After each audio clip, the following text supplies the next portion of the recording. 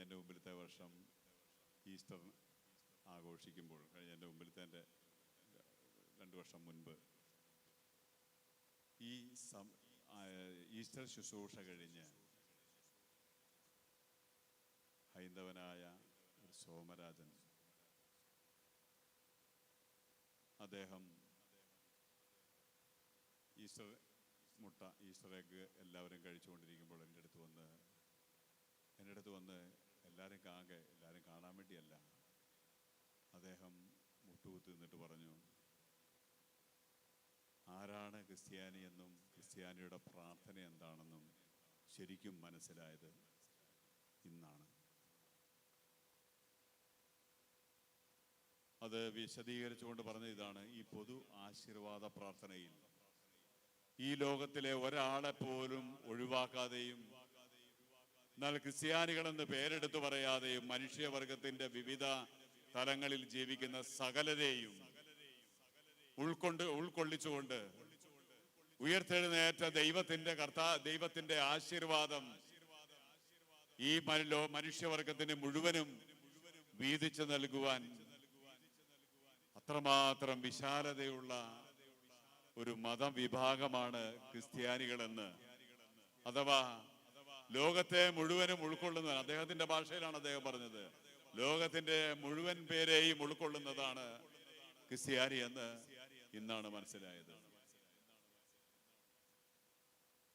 പാനൂർ ഭാഗത്തുള്ള സോമരാജൻ ഒരൊറ്റ ക്രിസ്ത്യാനിയെ പോലും കാര്യമായി അടുത്ത് കാണാത്ത, ഒരു വൈദികനെ പോലും അടുത്ത് കാണാത്ത,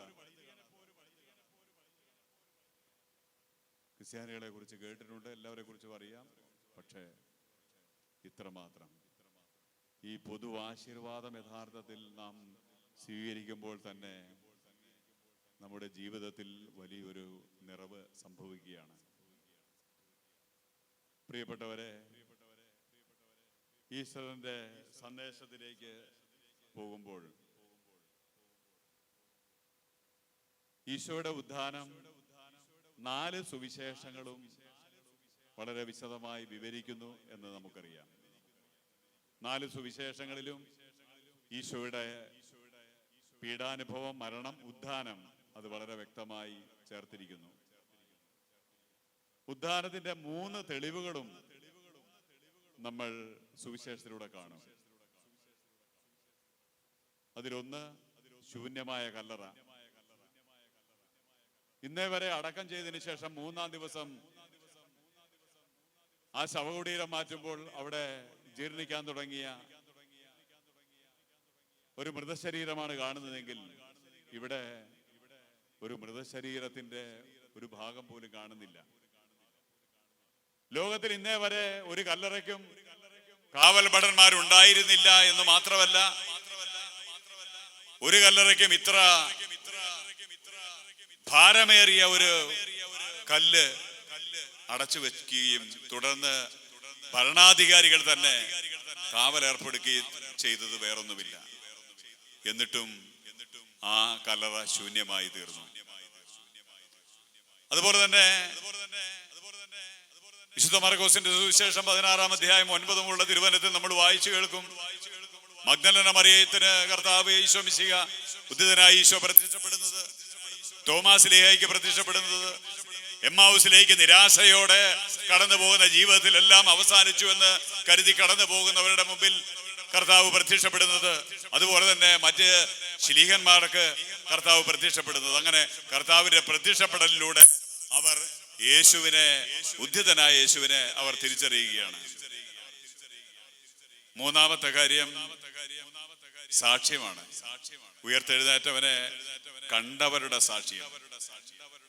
കൊരിന്ത്യർ എഴുതിയ 1-ാം ലേഖനം 15-ാം അധ്യായം 6 മുതലുള്ള തിരുവചനത്തിൽ നമ്മൾ വായിച്ചു കേൾക്കും.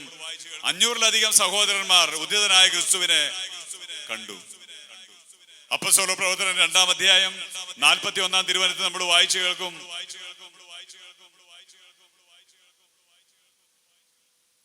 ഈ ഉദ്ധിതനായ യേശുവിനെ കുറിച്ചുള്ള പ്രഘോഷണത്തിൽ 3000 പേരും തുടർന്ന് 5000 പേരും 10000 പേരും എല്ലാം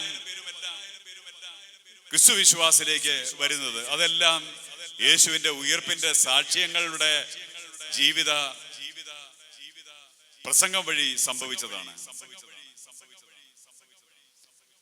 ഈ ഈസ്റ്റർ നമ്മോട് പറയുന്നത് ഇനി മുതൽ കുരിശിന്റെ വഴിയല്ല, ഉയർപ്പിന്റെ വഴിയാണ് നാം സഞ്ചരിക്കുന്നത്.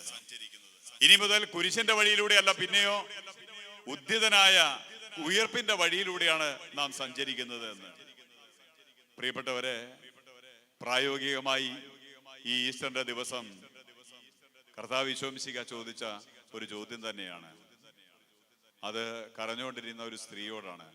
യോഹന്നാന്റെ സുവിശേഷം 20-ാം അധ്യായം 13-ാം തിരുവചനത്തിൽ കർത്താവ് ഉയർത്തെഴുന്നേറ്റിട്ടും കരഞ്ഞുകൊണ്ടിരിക്കുന്ന ആ സ്ത്രീയോട് കർത്താവ് ചോദിക്കുകയാണ്, സ്ത്രീയെ, നീ എന്തിനാണ് കരയുന്നത്? ഉയർപ്പിന്റെ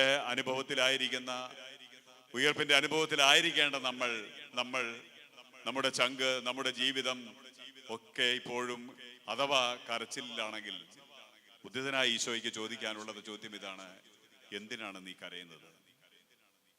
എന്നാൽ ഉദ്ധാനത്തിന്റെ ഈ ഈസ്റ്റർ അനുഭവത്തിലായിരിക്കുന്ന നമ്മളെ ഓരോരുത്തരെയോടും പ്രായോഗികമായി ഈശോ ആവശ്യപ്പെടുന്ന ഒരു കാര്യമുണ്ട്.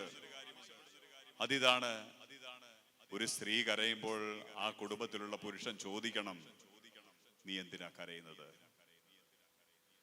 ഒരു വീട്ടിൽ മ്ലാനപതനായി ഒരു പുരുഷൻ ഉണ്ടായിരിക്കുമ്പോൾ അവിടുത്തെ സ്ത്രീ ചോദിക്കണം, എന്തു പറ്റി ഇത്ര വിഷാദിച്ചിരിക്കാൻ?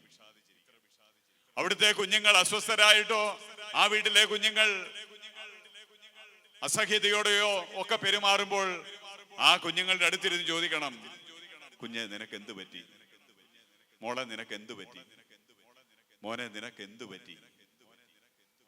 ഒരു കുടുംബത്തിൽ ആരും കരഞ്ഞവരായി ഉണ്ടാവരുത് എന്ന് ഈശോ ഈ ഈസ്റ്ററിനെ ഓർമ്മിപ്പിക്കുകയാണ്. അതുപോലെ തന്നെ നമ്മുടെ സൗഹൃദങ്ങളിലും നമ്മുടെ അയൽവക്കങ്ങളിലും ഒക്കെ ഇതുപോലെ നമ്മൾ ആനവതരാകുന്നവർ ഉണ്ടെങ്കിൽ അതിന്റെ വാർത്തകളുടെ വിശദാംശങ്ങളിലേക്ക് ചുഴിഞ്ഞു പോകേണ്ട ആവശ്യമില്ല. മറിച്ച് അവരെ കരയിപ്പിക്കാതിരിക്കുക എന്ന ബാധ്യതയിലേക്ക്. ഒരാൾ ഏതെങ്കിലും ഒരു കാര്യത്തിൽ സങ്കടപ്പെടുകയാണെങ്കിൽ അവരെ കുറിച്ചറിയാവുന്ന നമ്മൾ അവരെ കുറെ കൂടെ കംഫർട്ടാക്കാൻ ശ്രദ്ധിക്കുക. നമ്മുടെ വാക്കുകൊണ്ട്, നമ്മുടെ പ്രവൃത്തി കൊണ്ട് ഈ നാട്ടിൽ ഒരാൾ കരയരുത് എന്ന് നമ്മൾ ഓരോരുത്തരും നിർബന്ധപ്പെടിക്കുക. അതാണ് ഈസ്റ്ററിന്റെ പ്രായോഗിക തലം. കർത്താവ് കരയുന്നവരോട് ചോദിക്കുകയാണെന്ന് വിചാരിക്കുക, നീ എന്തിനാ പെണ്ണെ കരയുന്നത്? നീ എന്തിനാ മോനെ കരയുന്നത്? നീ എന്തിനാ ചേട്ടാ കരയുന്നത് എന്ന് ചോദിച്ചാൽ, ഈ നാട്ടിലെ മറ്റൊരു ചേട്ടൻ തൻ്റെ സൽപ്പേര് കളഞ്ഞിട്ടാണ് എന്ന് ക്രിസ്തുവിനോട് അയാൾ സങ്കടത്തോടെ, മുറിയുന്ന ഹൃദയത്തോടെ പരാതി പറഞ്ഞാൽ ആ കർത്താവ് നമുക്കെതിരെ തിരിയേണ്ട, മറിച്ച് അവന്റെ വാക്ക് തന്നെ നമുക്കെതിരെ തിരിഞ്ഞു കളയും. ഒരു സ്ത്രീ, ആ സ്ത്രീയോട് കർത്താവ് ചോദിക്കുകയാണ്, മകളെ, നീ എന്തിനാണ് കരയുന്നത്?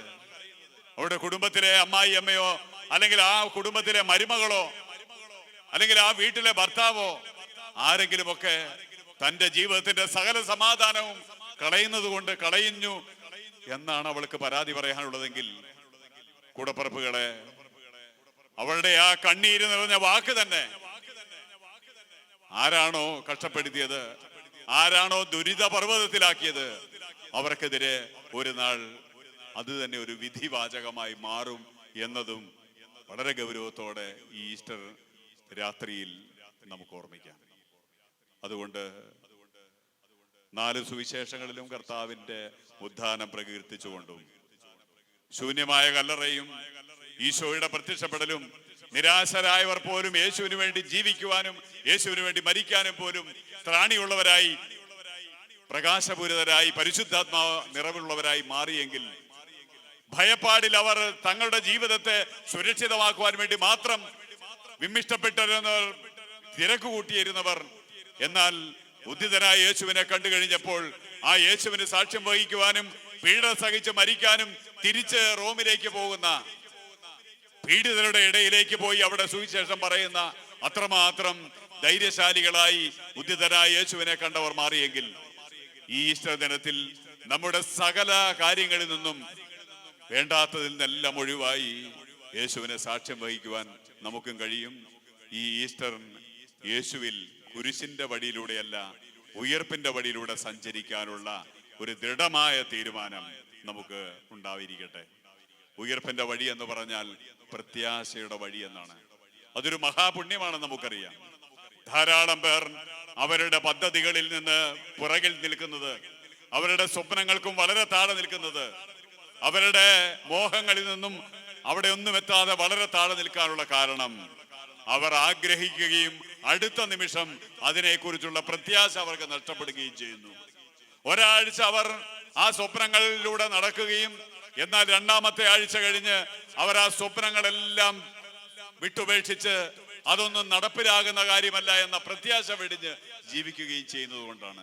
എന്നാൽ പ്രത്യാശ കൈവിടാതെ ദൈവം അവരുടെ മനോമുഖരത്തിൽ ഏൽപ്പിച്ച സ്വപ്നം, ആ സ്വപ്നം പൂർത്തിയാകുന്നത് വരെ ഈ ഉദ്ധിതനായ ഈശോയുടെ വഴിയിലൂടെ ഞാൻ സഞ്ചരിച്ചുകൊണ്ട് ഈ സ്വപ്നത്തിൽ എത്തിച്ചേർന്ന് അനേകർക്ക് ഞാൻ ഒരു ആശ്വാസം കൂടിയാകും എന്ന് ആര് തീരുമാനിക്കുന്നുവോ അവർ ഏതൊക്കെ കഷ്ടതയുടെ വഴിയിലൂടെ പോയാലും, ഏതൊക്കെ കഷ്ടതയുടെ വഴിയിൽ പോയാലും അവർ ആ സ്വപ്നത്തിൽ എത്തിച്ചേരും. കാരണം ക്രിസ്തുവാണ് അവരുടെ മനോമുഖരത്തിൽ, വരപ്രസാദമുള്ള അവരുടെ മനോമുഖരത്തിൽ ക്രിസ്തുവാണ് ആ സ്വപ്നം നിക്ഷേപിച്ചത് എന്ന ഉറച്ച വിശ്വാസം അവർക്കുള്ളത് കൊണ്ട് അവർ ആ സ്വപ്നത്തിൽ എത്തിച്ചേരുക തന്നെ ചെയ്യും എന്നതാണ് വാസ്തവം. അതുകൊണ്ട് ഈ ഉയർപ്പ് നമ്മോട് സ്നേഹത്തോടെ ഓർപ്പിക്കുന്നത്, പ്രിയപ്പെട്ടവരെ, പ്രത്യാശയുള്ളവരാകാൻ, നിരാശബാധിതരല്ലാതെ പ്രത്യാശയുള്ളവരാകുവാൻ, സന്തോഷമുള്ളവരാകുവാൻ, സമാധാനമുള്ളവരാകുവാൻ നമുക്ക് ആഗ്രഹിക്കാം. ആ പ്രത്യാശയുടെ വലിയ മനസ്സോടുകൂടി നമുക്ക് നമ്മെയും നമ്മുടെ കുടുംബത്തെയും സമർപ്പിക്കാം. എല്ലാവർക്കും ഒരിക്കൽ കൂടി ഉയർപ്പിന്റെ സ്നേഹമംഗളങ്ങൾ ആദരവോടെ നേർന്നുകൊള്ളുന്നു.